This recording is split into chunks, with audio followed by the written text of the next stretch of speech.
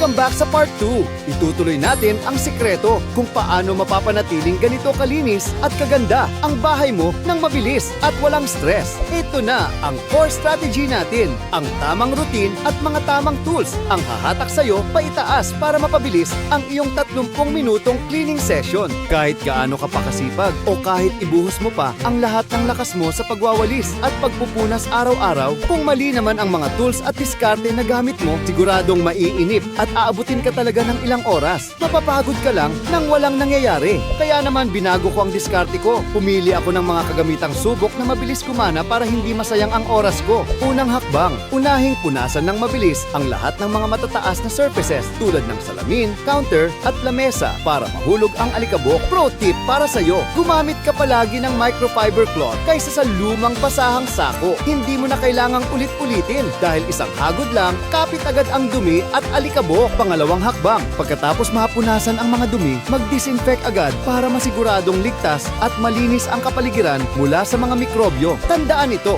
mas mabilis ang disinfectant spray kumpara sa nakakapagod na tradisyonal na sabon at banlaw combo. Isang spray, isang punas, protektado at mabango agad ang bahay mo. Tandaan, kapag mas konti at mas direkta ang galaw mo, mas mabilis matatapos ang gawaing bahay. Mas marami ka pang oras para mag-relax kasama ang pamilya mo. Dahil kapag maayos ang sistema mo sa bahay, sa loob lang ng 30 minuto, tapos ka na. Pwede ka nang humiga, mag-relax, at totoong magpahinga nang walang iniisip na kalat. Gusto mo ba ng mas marami pang tips para mapadali ang buhay-buhay sa bahay? I-follow mo na si Mr. Bahay para hindi mo ma-miss ang mga susunod nating mabilisang sistema.